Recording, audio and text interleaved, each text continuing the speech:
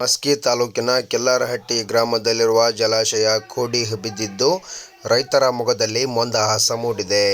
ರಾಯಚೂರು ಜಿಲ್ಲೆಯ ಮಸ್ಕಿ ತಾಲೂಕಿನ ಕೆಲ್ಲಾರಹಟ್ಟಿ ಗ್ರಾಮದಲ್ಲಿರುವ ಕೆಲ್ಲಾರಹಟ್ಟಿ ಜಲಾಶಯ ಕೋಡಿ ಬಿದ್ದಿದ್ದು ರೈತರ ಮೊಗದಲ್ಲಿ ಮಂದಹಾಸ ಮೂಡಿದೆ. ಶಾಸಕ ಹಾಗೂ ಖಾದಿ ಮತ್ತು ಗ್ರಾಮೋದ್ಯೋಗ ನಿಗಮದ ಅಧ್ಯಕ್ಷರಾದ ಆರ್. ಬಸನಗೌಡ ತುರ್ವಿಹಾಳ ಜಲಾಶಯ ಭರ್ತಿಯಾದ ಹಿನ್ನೆಲೆಯಲ್ಲಿ ಅಮೃತ ಹಸ್ತದಿಂದ ಬಾಗಿನವನ್ನು ಸಮರ್ಪಣೆಯನ್ನು ಮಾಡಿದ್ದರು. ಈಗ ಕೋಡಿಯು ಬಿದ್ದಿದ್ದು ಸಾರ್ವಜನಿಕರು ಹಾಗೂ ರೈತರ ಮೊಗದಲ್ಲಿ ಮಂದಹಾಸ ಮೂಡಿದೆ.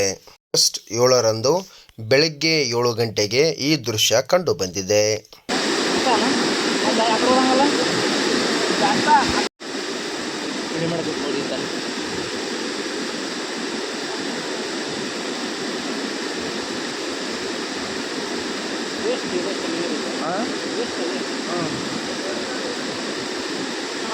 ಫುಟೇಜ್ ಒಳಗೆ